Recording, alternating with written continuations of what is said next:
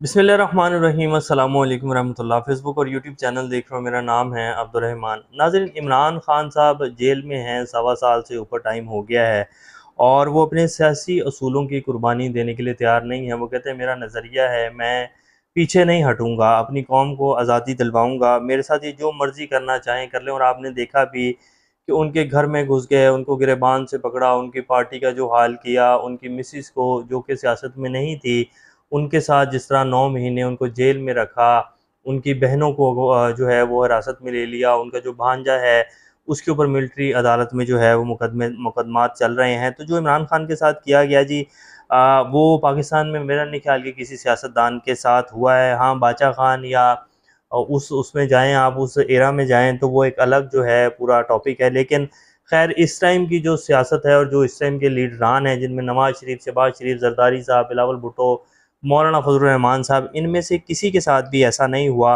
पर इमरान खान जो है वो डटा हुआ है। और इमरान खान की एक और बात बहुत अच्छी है कि जी वो अपने नज़रिए के ऊपर जो है वो किसी तरीके से कॉम्प्रोमाइज़ करने को तैयार नहीं है। बेशक उनके सामने कितना ही पुराना उनका कोई दोस्त आ जाए, कितना ही पुराना ताल्लुक़ हो जाए, उनके सामने आ जाए, वो उसको कुर्बान कर देते हैं। जैसे कि जहांगीर तरीन, जो इमरान इस्माइल थे गवर्नर सिंध, जिनको लगाया गया था जब पीटीआई की हुकूमत थी, तो बड़ी पुरानी दोस्ती थी उनके साथ। इमरान खान साहब ने जब वो उतरे और उन्होंने पार्टी को छोड़ा और वो कुछ दिन भी बर्दाश्त नहीं कर पाए, तो इमरान खान साहब ने उनको बिल्कुल साइड लाइन कर दिया। इसी तरह अली जैदी हैं, फिर असद उमर हैं, बहुत सारे लोगों को आपने देखा, अलीम खान, जहांगीर तरीन ने तो कहा गया कि जी बहुत ज़्यादा पार्टी को फंड किया, लेकिन इमरान खान साहब ने जब उनका शुगर स्कैंडल सामने आया तो उनको भी हटाकर साइड के ऊपर कर दिया। तो अब इस टाइम पार्टी में जी फिर से लड़ाई चल रही है। सलमान कमर राजा साहब जो हैं वो मीडिया के ऊपर आ गए हैं और उन्होंने कहा कि जी पार्टी में कुछ लोग हैं जो कि पार्टी को शिद्दत की तरफ लेके जाना चाहते हैं, जो कि सिर्फ अपने मुफादात की खातिर जो है पार्टी को तबाह कर रहे हैं, और आज मेरे ऊपर हमला भी करवाया और ये और वो। तो उसकी सारी डिटेल्स आपके सामने रखेंगे कि क्या हुआ है, क्या वाकया है, कौन लोग हैं जो ये सब कुछ करना चाह रहे हैं, उनकी कितनी की वैल्यू है, और क्या सलमान कमर राजा साहब ने जो आज कमेंट्स दिए हैं वो उनको देने चाहिए थे। ये तमाम तर अपडेट्स आपके सामने रखेंगे। इसके साथ साथ संगजानी में आज जो वाकया हुआ जी, जिसको पुलिस ने ये इस्लामाबाद पुलिस ने ये रिपोर्ट किया कि जी ये दहशतगर्दों ने हमला कर दिया जी, 20 के करीब दहशतगर्द थे। उन्होंने आकर जो है पुलिस वैन के ऊपर हमला किया और पीटीआई के जो लोग थे उनको जो है वो पुलिस की हिरासत से भगाने के लिए आए थे। तो वो सारा मामला क्या था, पुलिस ने किस तरह वहाँ खुद ही वो सारा ड्रामा रचाया, उसके तमाम तर सबूत जो हैं वो सामने आ चुके हैं, तो वो भी आपके सामने रखेंगे। इसके साथ साथ कुछ और अहम अपडेट्स हैं। नवाज शरीफ साहब जो हैं वो लंदन रवाना हो गए हैं जी। इसके पीछे क्या कहानी है, नवाज शरीफ साहब वापस आएँगे या नहीं आएँगे? तो नवाज शरीफ साहब अभी बिल्कुल वापस नहीं आएँगे जी। ये तमाम तर अपडेट्स आपके सामने रखेंगे। इससे पहले अगर आप लोगों ने चैनल को सब्सक्राइब नहीं किया तो रेड बटन को प्रेस कर लें और बेल आइकॉन को भी प्रेस कर लें, ताकि लेटेस्ट अपडेट्स आप लोगों को मिलती रहें। ये जो हमारा ताल्लुक है ऐसे ही जुड़ा रहे। सबसे पहले जो आज संगजानी में वाकया हुआ जी, ये पीटीआई के कारकुनान थे, तकरीबन कोई 70-80 कारकुनान, जो कि संगजानी जलसा जब हुआ था तो उस वक्त इन लोगों को गिरफ्तार किया गया था। आज जज साहब ने इन तमाम लोगों की ज़मानत जो है वो कबूल कर, उनको यानी कि एक्सेप्ट कर ली थी और इन्हें रिहा करने का हुक्म दिया था। इनकी रोककार जारी करनी थी पुलिस ने, और रोककार जारी हो भी चुकी थी और अटक जेल से सिर्फ उनको रिलीज़ करवाना था। तो पुलिस जो है वो उनकी वैन को लेके जा रही थी और दोबारा जो वापस इस्लामाबाद की तरफ मोड़ा तो वहाँ ये सारा ड्रामा रचाया गया। पुलिस ने जो पहले रिपोर्ट किया, उन्होंने कहा कि संगजानी के इलाके में कैदी वैनों पर हमला, 20 हमलावरों ने कैदी वैनों पर हमला किया है, 4 हमलावरों को गिरफ्तार कर लिया गया, हमलावरों की 2 गाड़ियां और असला भी कब्जे में ले लिया गया। तमाम फरार होने वाले कैदियों को दोबारा गिरफ्तार कर लिया गया। हमलावरों ने पुलिस पर फायरिंग भी की। पुलिस टीम ने तमाम सूरत हाल को इंतहाई दिलेरी से निपटाया। तर्जुमान इस्लामाबाद पुलिस। अब आप ये स्टेटमेंट अगर देखें कि हमारी पुलिस इतनी एक्टिव कब हो गई जी, पाकिस्तान की तारीख में मेरा नहीं ख्याल कि हमारी पुलिस ने जो है वो 20 के करीब हमलावर जो हैं वो गनों से लेस हों जी, और वो आकर हमला कर दें, और उसके बाद हमारी पुलिस का जो है वो कोई भी जवान या कोई भी जो कैदी था वो उसको नुकसान ना पहुंचे, गाड़ियों के शीशे टूट गए हों, उसके बाद जो है गाड़ियों के टायर ब्रस्ट हो गए हों। 4 हमलावरों को जो है पुलिस ने फ़ौरन गिरफ्तार भी कर लिया, और पहले ये जो खबर चलाई गई कि 20 के 20 हमलावर जो हैं जी उनको गिरफ्तार कर लिया गया है। तो ये खबर चली। उसके बाद जब पीटीआई की तरफ से नैरेटिव आया, क्योंकि उनके पीछे जो हैं पेशावर के जो सदर हैं और पीटीआई की टीम थी, क्योंकि वो सारे जो हैं पीटीआई के कारकुनान थे, उनमें जो है अनवर ज़ेब खान जो थे वो भी थे, जो कि एमपीए के बेटे हैं। लियाकत खान और अनवर ज़ेब भी थे, तो वो भी उसी वैन में थे। तो उसी वजह से जो है पीटीआई के पूरी एक टीम जो थी वो उस पुलिस वैन का पीछा कर रही थी। उन्होंने ये सारी वीडियोज़ जो हैं वो डाली भी हैं, सोशल मीडिया के ऊपर तमाम चीज़ें आ गई हैं। तो उसके बाद पुलिस का जो बयान चेंज हुआ उसमें फिर ये चेंजिंग आई कि जी संजानी टूल प्लाज़ा के करीब नज़दीक वैनों पर हमला, पुलिस 82 कैदियों को अदालत पेशी के बाद अटक जेल मुंतकिल कर रही थी। 4 डालों में सवार मुलजिमान ने संजानी टोल प्लाजा के नज़दीक कैदी वैनों पर हमला कर दिया। मुलजिमान असले, डंडे, सोटों और पत्थरों से लैस थे। सुभान अल्लाह। हमले में 4 पुलिस एहलकार ज़ख्मी हुए, जबकि 3 हमलावर गिरफ्तार कर लिए गए। पुलिस के सीनियर अफसरान भारी नफरी के हमरा मौके पर मौजूद हैं। तमाम सूरत-ए-हाल का बगौर जायज़ा लिया जा रहा है। हमलावरों की गिरफ्तारी के लिए टीमें तश्कील दे दी गई हैं। तो ये चीज़ उसके बाद चलाया गया, मौक़िफ़ चेंज किया गया। हालाँकि जो कोई वहाँ सबूत नहीं, कोई कैदी मैंने नहीं, कोई सीसीटीवी वीडियो नहीं, कोई ऐसा सबूत नहीं है, सब ड्रामा जो है वो रचाया गया। अब जो पीटीआई की तरफ से मौक़िफ़ आया, क्योंकि पेशावर के जो सदर थे पीटीआई के, उन्होंने जो है क्लियर किया। उन्होंने कहा कि जी जो पीटीआई का आया वो मैं आपके सामने रखता हूँ। इस्लामाबाद कैदी वैनों पर हमला झूठ निकला, ड्रामा फ्लॉप। जल्दबाजी में जाए वक़ुआ से तमाम शवाहिद ख़त्म कर दिए। कैदी वैन्स को मौके से फौरी तौर पर हटा दिया गया। मौके पर तमाम अफसरान की मौजूदगी का पुलिस तर्जुमान का बयान भी हक़ाइक़ के बरअक्स है। संजानी टूल प्लाजा जाए वक़ुआ पर कोई पुलिस अफसर या एहलकार भी मौजूद नहीं। पहले फायरिंग का कहा, लेकिन बाद में फायरिंग के बयान से मुकर गया है। पुलिस अब तक किसी किस्म की वीडियो, सीसीटीवी कैमरे की फुटेज पेश नहीं कर सकी। पुलिस पहले ज़राए से खबरें चलवाती रही, जब कुछ ना बन सका तो आईजी को सामने आना पड़ा, लेकिन सबूत ना दिया। मीडिया भी सारे मामले पर सूरतकार बना रहा। पीटीआई की जानिब से जारी मौक़िफ़ को जारी नहीं किया गया। मीडिया एक सूबे के वज़ीर आला अली अमीन गंडापुर के बयान चलाने से भी कासिर रहा।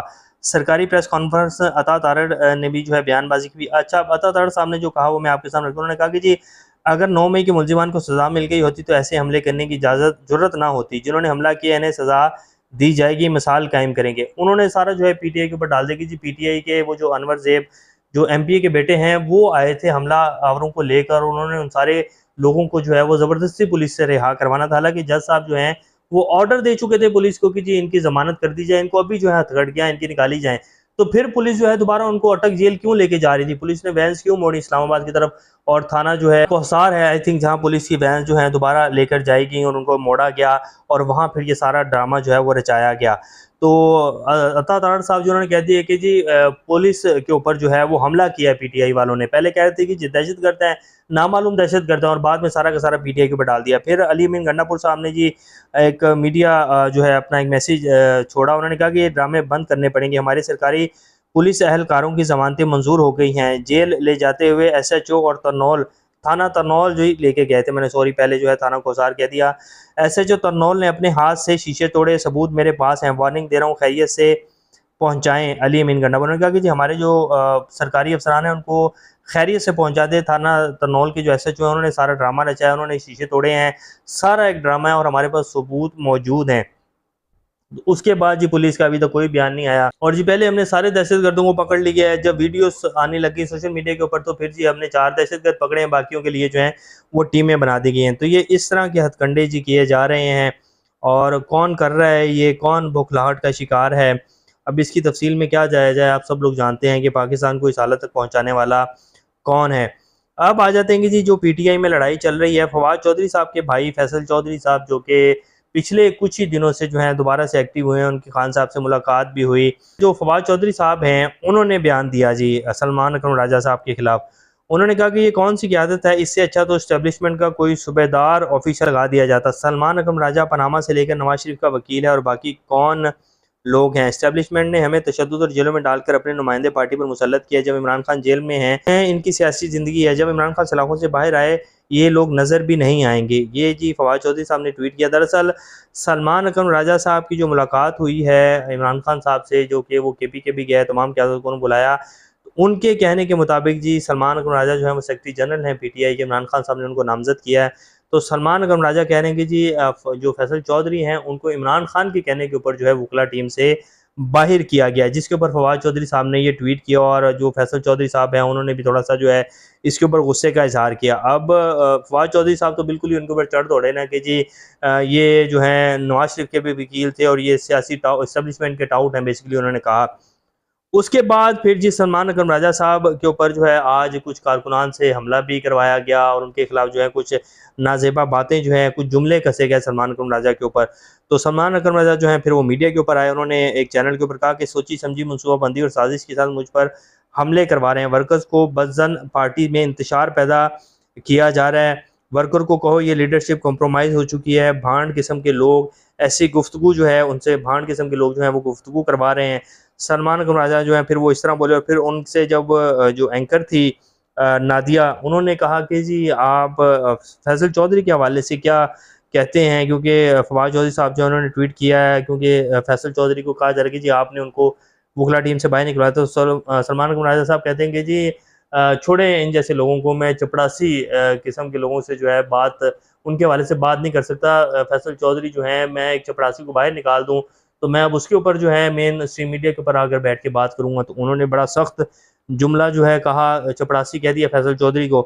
तो उसके ऊपर मिर्ज़ा शहजाद अकबर साहब जो कि पीटीआई का काफ़ी देर हिस्सा रहे और फिर जैसे इमरान खान की हुकूमत आई तो ये बाहर जो है मौसूफ भाग गए और इन्होंने अपनी जान बचाई। तो वहाँ से फिर उन्होंने ट्वीट किया, जी लंदन होते हैं आजकल। उन्होंने कहा कि राजा साहब तकब्बुर और गुरूर अच्छी सिफ़त नहीं है। मैं असल इशू पे कमेंट हरगिज़ नहीं कर रहा, लेकिन तकब्बुर अल्लाह को पसंद नहीं है। तो उन्होंने कहते कि ये तकब्बुर अल्लाह को पसंद नहीं है, यानी कि सलमान अकबर राजा को जब से सेक्रेटरी जनरल का ओहदा मिला है तो ये जो है गुरूर इनमें आ गया और ये तकब्बुर जो है इनमें आ गया है। बात यह है कि पाकिस्तान की सियासत में जी अगर आप पाकिस्तान की 75 साल की तारीख को उठाकर देखें तो इमरान खान जैसा लीडर नहीं मिला पाकिस्तान को, जिसने सिर्फ़ और सिर्फ पाकिस्तान की कौम के बारे में सोचा है। वरना पाकिस्तान में जितने भी लीडर आए हैं जी उन्होंने अपनी सियासत और अपने मुफादात को सामने रखा है। और अब इमरान खान की पार्टी जो है पाकिस्तान की मकबूल तरीन जमात है, पूरी पाकिस्तान की अवाम उसके साथ खड़ी है और पूरी दुनिया जो है वो इस पार्टी के, पूरी दुनिया का जो मीडिया है वो इस पार्टी की हर चीज़ को जो है कवरेज देता है। तो सलमान अकबर राजा को जब से ओहदा मिला है जी मुफादात तो आ जाते हैं। सलमान अकबर राजा बड़े पाए के वकील हैं, लेकिन ये पीटीआई का सेक्रेटरी जनरल का ओहदा और फिर सियासत में जब बंदा आता है तो फिर सियासी खेल और फिर जो है अपने मुफादात तो सामने रखने पड़ते हैं। अब हर कोई इमरान खान तो नहीं हो सकता। और इमरान खान ने जो मुराद सईद को अपना जानशीन मुकर्रर किया था वो किसी वजह से ही किया, क्योंकि उसे पता है कि मेरे अलावा अगर कोई बंदा है तो मुराद सईद है, जो कि इस नज़रिए को लेकर चलेगा कि सिर्फ अवाम की खिदमत करने के लिए ये पार्टी बनाई गई है, ना सिर्फ के अपने मुफादात को पूरा करने के लिए। वरना इमरान खान जो है वो अगर जानशीन मुकर्रर करना था, शाह महमूद कुरैशी को क्यों नहीं कर दिया उन्होंने अपना जानशीन मुकर्रर, या जहांगीर तरीन को क्यों नहीं कर दिया था, या और उनकी पार्टी में इतने सीनियर सियासतदान हैं उनको क्यों नहीं किया, मुराद सईद को उन्होंने अपना जानशीन क्यों मुकर्रर किया। तो इसके पीछे बहुत सारी रीज़न्स हैं। तो बहरहाल खैर जब सियासत में बंदा आता है तो जी फिर बहुत कम लोग होते हैं जो आवाम के लिए जो है वो आगे लेकर चलते हैं सियासत को। वरना पाकिस्तान में जो जिस तरह की सियासत होती है जी, ये सिर्फ अपने मफादात, अपने ओहदे और ताकत जो है उसको एंजॉय करने के लिए लोग आते हैं। और जो इस टाइम पीटीआई में हो रहा है, जिस तरह लोग ओहदों को एंजॉय कर रहे हैं, वो आप सब लोग जानते हैं कि क्या कुछ हो रहा है। शानदाना गुलजार साहब ने फिर इस सारे मामले के ऊपर ट्वीट किया कि जी खान साहब के मुंतखब सेक्रेटरी जनरल हैं सलमान अकबर राजा, हम खान साहब की तमाम हदायत पर कायम हैं। जो भी हमारे साथियों पर हमला करे, जो खान साहब के साथ इस वस्तायत में वफादार रहे और खान साहब की हदायत पर काम कर रहे हैं, फिर वो खान के खिलाफ जाने के नताइज के लिए तैयार रहना चाहिए उन लोगों को। फवाद चौधरी साहब ने जी ट्वीट किया। फवाद चौधरी साहब का बड़ा वजन था पार्टी में, लेकिन फवाद चौधरी साहब वो हैं जी जिन्होंने कहा था कि तेरा बाप भी देगा आज़ादी, और फिर 2 दिन भी जहाँ बर्दाश्त नहीं कर पाए थे और भाग लिए थे और फिर इस्तेकाम पार्टी में जो है जाकर बैठ भी गए थे। बेशक जितना भी प्रेशर था इनके ऊपर या जो भी था, फिर 3, 4, 5 महीने जो है इन्हें दोबारा जेल में रखा गया। वो जेल तो ऐसे ही लगता है कि जैसे इन्होंने खुद कहा था कि जी मुझे वापस रख लें, मैं उस पार्टी में नहीं जाना चाहता, मैं आपके लिए जो है काम करूँगा। तो फवाद चौधरी और बहुत सारे लोग जी ये इनका ताल्लुक, फवाद चौधरी साहब कह रहे हैं कि जी सलमान अकबर राजा ने जो है वो नवाज शरीफ के केस लेने। तो फवाद चौधरी साहब की भी अगर पुरानी सियासत देखें तो पीपल्स पार्टी में भी रहे और भी कई जमातों में जो है ये पाँव फंसाते रहे कि जी कहीं मुझे जो है वो जगह मिल जाए। तो इस तरह तो फिर पुराना माजी देखा जाए तो फिर सबका ही जो है वो दागदार है जी, किस किस के ऊपर जो है आप उंगलियां उठाएंगे। तो ये इस टाइम जी कुछ पीटीआई की सूरत हाल है। नवाज शरीफ साहब जो हैं वो लंदन चले गए हैं जी। काजी साहब की आज आखिरी दिन था, तो नवाज शरीफ साहब ने भी इसी में आफियत जानी कि मैं अब लंदन ही ठीक रहूँगा, क्योंकि यहाँ कुछ भी हो सकता है। आज़ाद जज आ गए हैं जस्टिस याहिया अफरीदी, और इनके हवाले से कोई भी बंदा प्रिडिक्ट नहीं कर सकता इनको कि ये क्या करेंगे आने वाले दिनों में। तो उन्होंने कहा कि पहले निकलो, बाद में पता लगे कि जा ही ना हो और बाद में जो है रखे जाएँ यहाँ। तो आफियत इसी में ही है कि यहाँ से निकल लिया जाए। तो और फिर जस्टिस याहिया अफरीदी का जो आज का उनकी स्पीच थी, उन्होंने कहा कि पाकिस्तान की शहरियों के लिए कानून की हुक्मरानी कायम होगी, इख्तियारात की तकसीम के असूल, पार्लिमान, इंतज़ामिया, अदलिया को बरकरार रखा जाएगा। ये बड़े अहम फ़िक्रे हैं जी उनके, और इसके ऊपर बहुत बात हो रही है। देखते हैं कि वो कितनी किस्मों के लिए जो है वो कानून की हुक्मरानी कायम करते हैं, क्योंकि पिछले साल 1.5 साल में जो कुछ पाकिस्तान की आम आवाम के साथ हुआ है वो किसी से ढका छुपा नहीं है, पूरी दुनिया ने उसके ऊपर आवाज़ उठाई है। वो अलग बात है कि काज़ी साहब जो हैं वो आँखें और कान बंद करके बैठे हुए हैं। तो ये इस टाइम की जो कुछ ताज़ा तरीन सूरत हाल है। नेक्स्ट अपडेट से दोबारा आप लोगों के सामने हाज़िर होंगे, तब तक अपना और चैनल का ख्याल रखिएगा। अल्लाह हाफ़िज़।